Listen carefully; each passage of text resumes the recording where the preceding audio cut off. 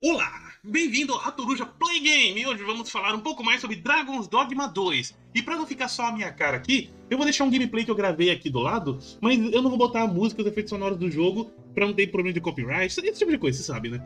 Esse vídeo é o primeiro que eu vou fazer de Dragon's Dogma 2 pra dar a minha análise parcial do game pra vocês, falar a minha opinião de como tá sendo jogar esse jogo. Desde o lançamento até agora eu já joguei 77 horas de gameplay. Tô conferindo agora aqui na Steam exatamente 77 horas de gameplay. E eu nem tô perto de zerar, porque eu não foquei nas missões principais. Eu foquei bastante em explorar o mapa, matar monstro, melhorar minha build, explorar o mapa, fazer missões secundárias, que eu vou falar, mas eu tô adorando elas. Mas para começar, tá aí rolando aí na internet a opinião do Alan Zoka sobre Dragon's Dogma 2. E eu concordo um pouco com a opinião dele. Calma lá que eu vou explicar. Eu amei Dragon's Dogma 2, é um jogo perfeitamente feito pra mim, mas Dragon's Dogma 2 não é feito pra todo mundo, né? É aquela mecânica, é aquela coisa básica. Ele é muito parecido com o primeiro jogo, incluindo alguns defeitos dele, também são defeitos que já vêm do primeiro jogo. Não é bem defeito, é escolha de estilo e vai agradar uns e desagradar outros. Normal, acontece. Eu mesmo me agradei com muita coisa do jogo, me desagradei com algumas outras coisas pequenas. E tem coisas que muita gente está reclamando do jogo e que, pra mim, não são coisas ruins, ou negativas, ou positivas, etc. Primeiro eu vou falar do desempenho do jogo, né? A parte técnica. Eu tive sorte do meu PC tancar o jogo, porque muita gente teve grandes problemas de crash ou de variação muito grande de FPS. Eu tive variação de FPS, porém eu configurei o meu Dragon's Dogma para ele rodar travado a 30. Eu tô muito acostumado com jogos a 30 frames, desde sempre eu joguei com 30 frames nos jogos, desde o Super Nintendo. Então, pra mim, 60 frames é frescura. Eu não ligo, não jogo nada de 60 frames desde sempre. Então, isso foi bem interessante. O jogo tá rodando liso pra mim. O gráfico não tá no top do top, mas ele tá bem acima da média, ou seja, ele não tá tudo no médio não, ele tá com qualidade alta em vários quesitos, e o jogo tá rodando muito bem. Nessa parte eu não tenho muito com o que reclamar. Agora, falando de outras coisas do que eu achei do jogo. Vamos começar pela jogabilidade.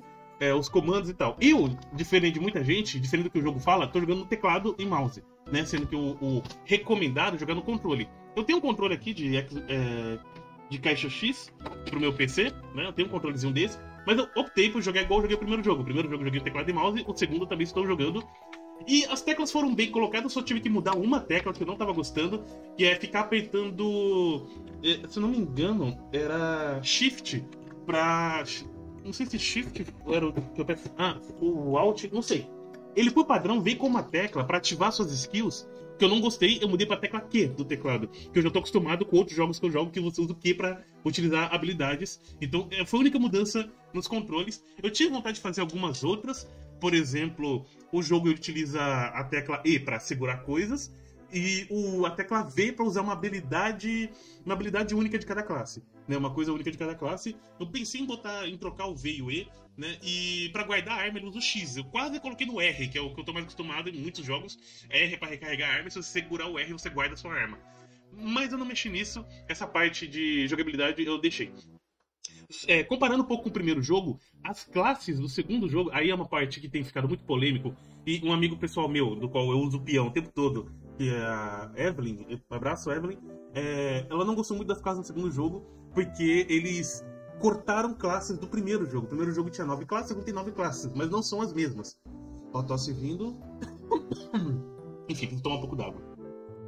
Bom, no primeiro jogo, você tinha Strider, que usava arco e adaga. Você tinha o assassino, que usava arco e adaga, mas também podia usar espada e escudo, e podia usar cajado não. E você tinha o caçador, que usava arco grande e adaga.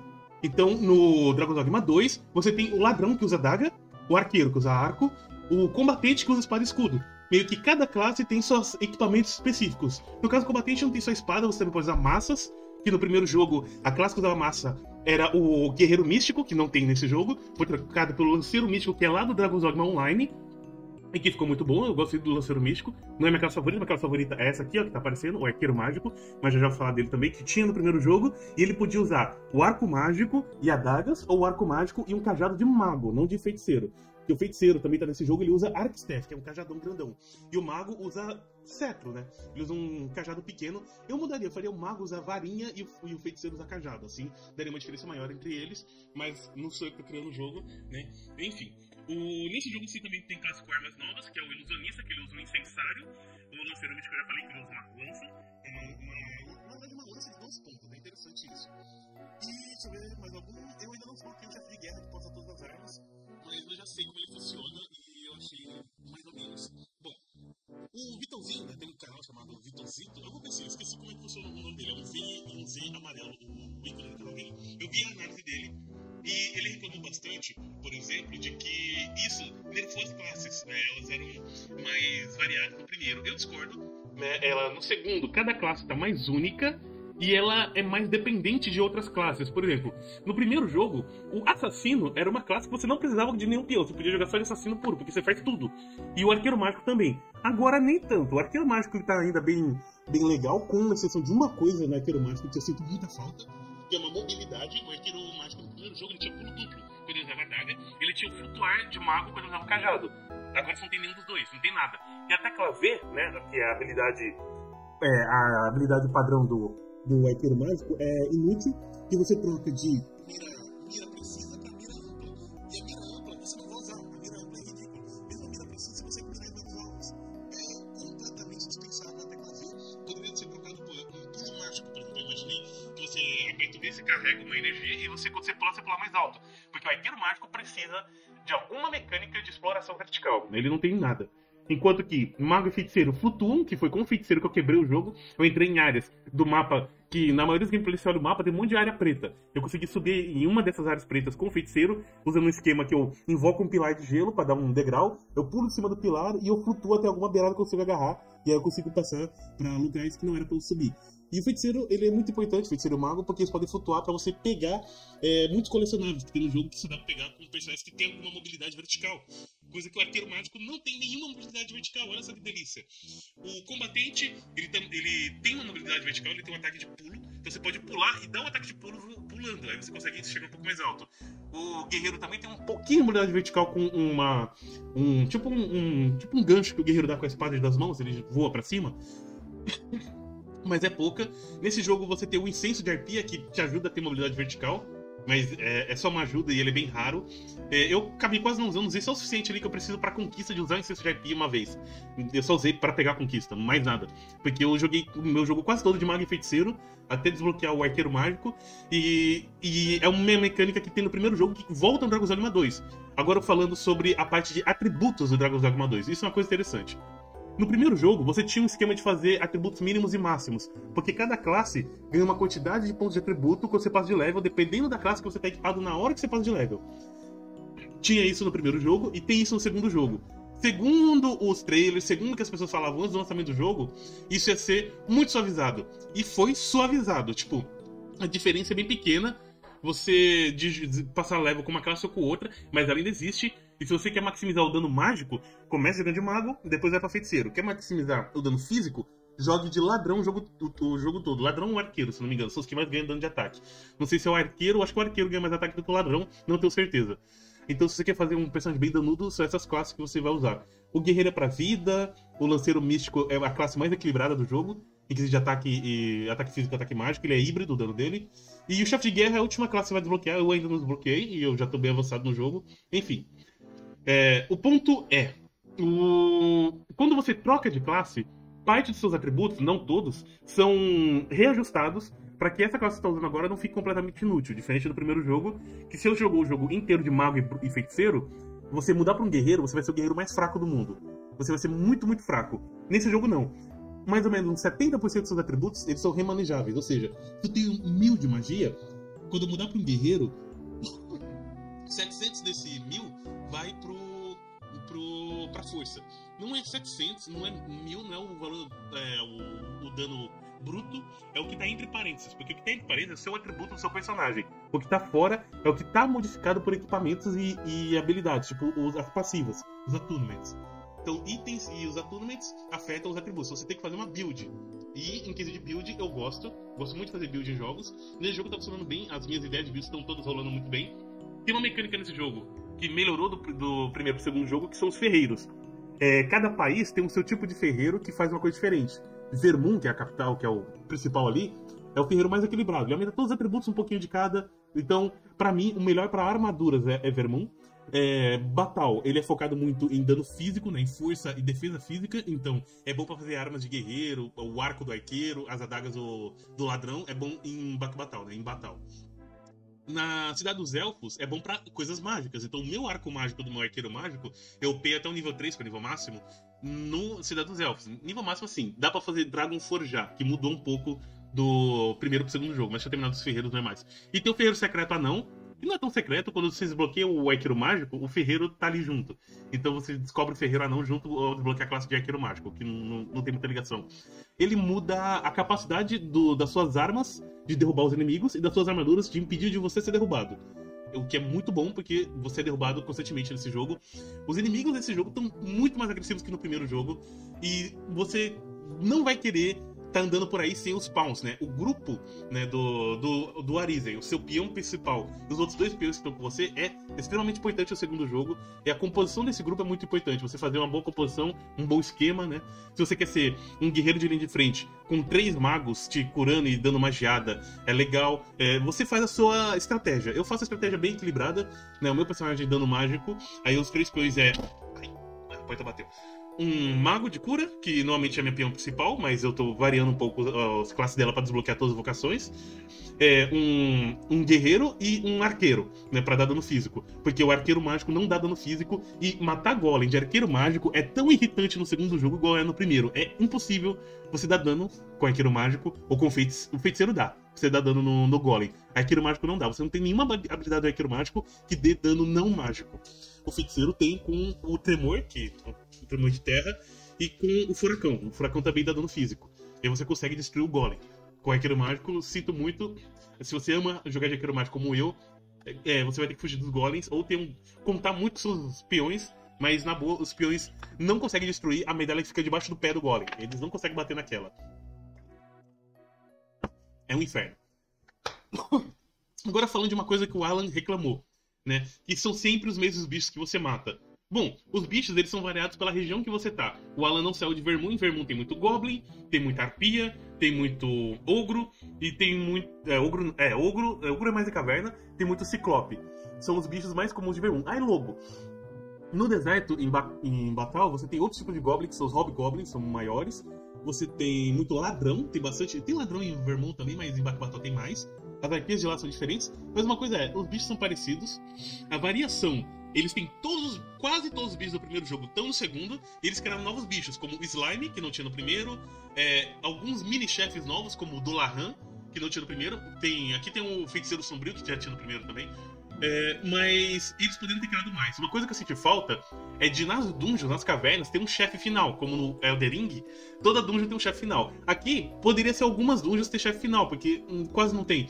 Os chefes estão mais ligados às missões do que ao mundo em si. O mundo tem esses mini-chefes que você sempre pode fugir.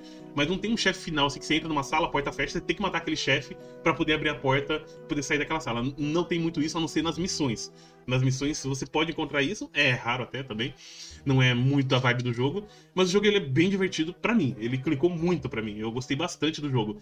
Agora que de história, sem spoiler, o que eu posso falar da história? Ela tem os mesmos defeitos do primeiro jogo. Quais defeitos são esses? Os personagens, eles não interagem muito fisicamente um com o outro, né? Você tem, no meio da luta, tem uma hora que você derrota os inimigos, você pode dar um tapinha na mão do peão. Mas no meio de diálogos, você não tem interação física entre o seu jogador e os NPCs. Mesmo em momentos em que o jogo põe um texto na tela dizendo que teve uma interação física. Não sei se isso já tinha no primeiro jogo, lá por limitação da época, aqui por limitação de criatividade, na boa. Porque dava pra fazer sim, porque tem cutscenes no jogo que tem interação física. Só que são cutscenes específicas, em missões secundárias, não em mini missões. Por exemplo, uma missão que ficou muito famosa é que lá numa cidade chamada Retiro, tem um menino que ele é sequestrado por lobos, e você tem um tempo pra salvar ele antes que ele seja devorado pelos lobos. E foi uma das primeiras missões que eu fiz, né, secundárias, eu gostei bastante dela. E no final, tem um diálogo que eu consegui completar a missão, consegui salvar o menino, entre o menino e o avô dele, né? E o menino fala, pô, avô, para com isso, tá me deixando encabulado. Eu imaginei, tipo, o avô abraçando o menino, fazendo cafuné e tal, e esse diálogo faria mais sentido. Mas não tem essa interação. E ele tem algumas coisas de videogame, cara, que me incomodam um pouco. Deixa eu tirar até o gameplay um pouco aqui.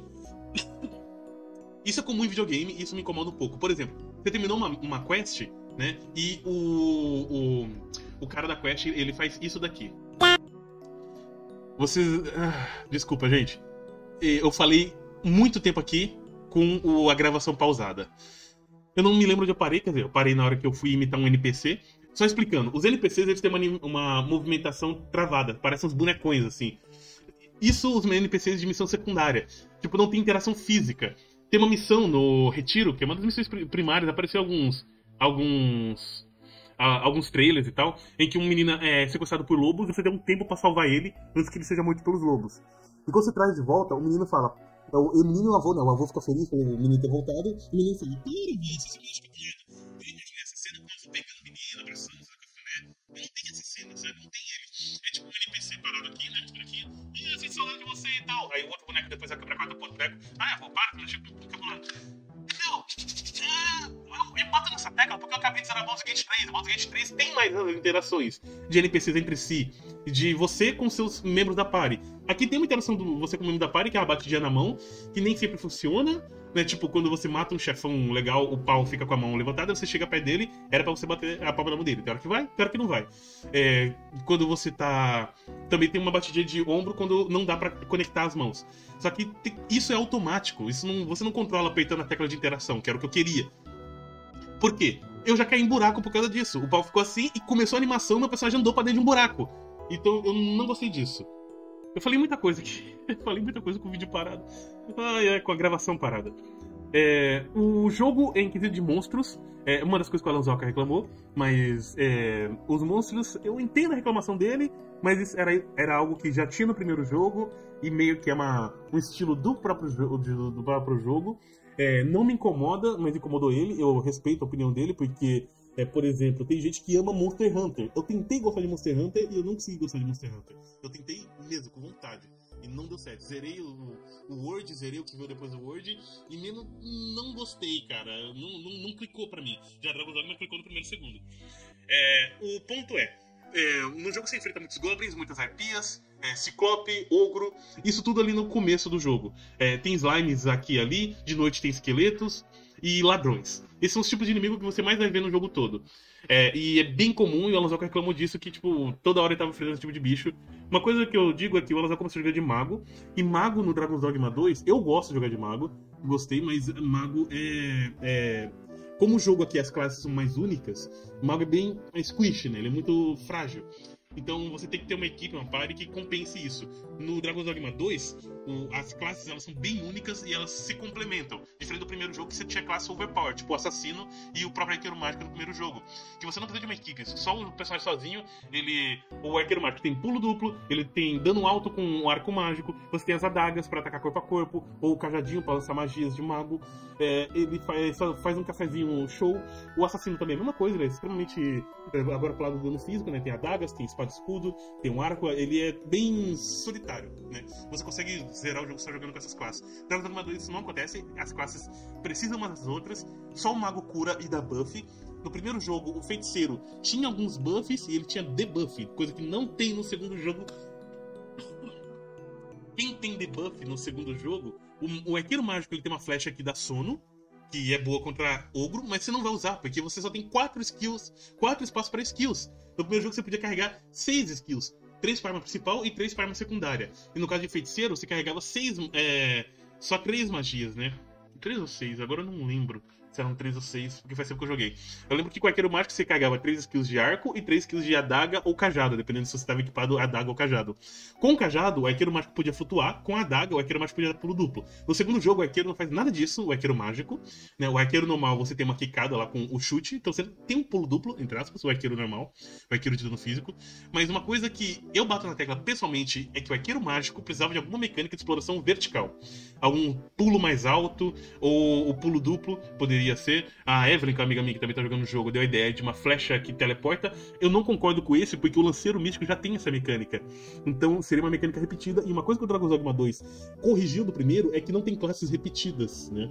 Quer dizer, um pouco, mas bem menos. No primeiro jogo, Strider, Caçador e Assassino usava arco e adaga, né? O arqueiro mágico também, só que ele dava dano mágico.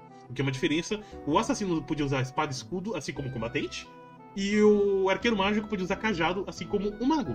Então, o Dragon's Dogma 2, cada classe é mais única, mais própria, mais independente, uma gameplay, cada classe é a sua própria gameplay.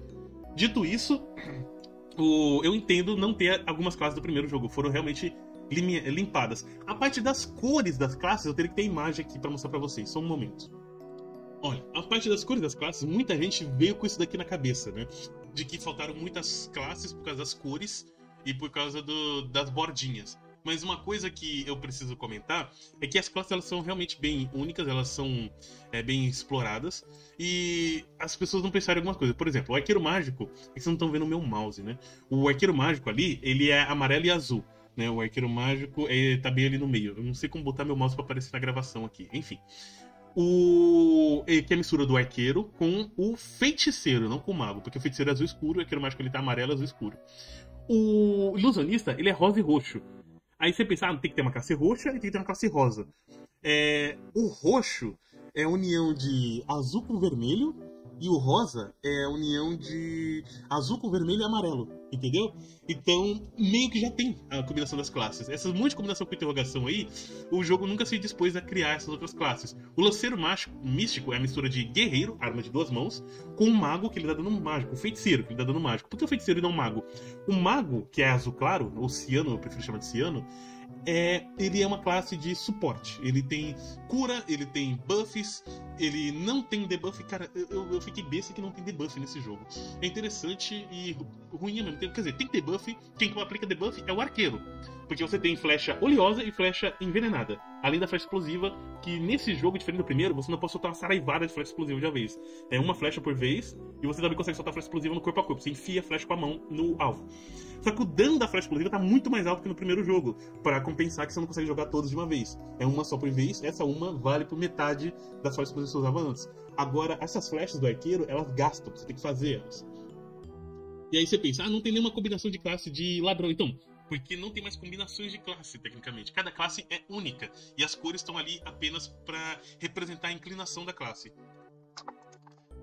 O ilusionista, ele é o cara que eu achei que ele ia aplicar muito debuff nos inimigos. Ele aplica alguns, ele aplica medo, ele aplica buff nos aliados, deixa eles mais fortes e tal.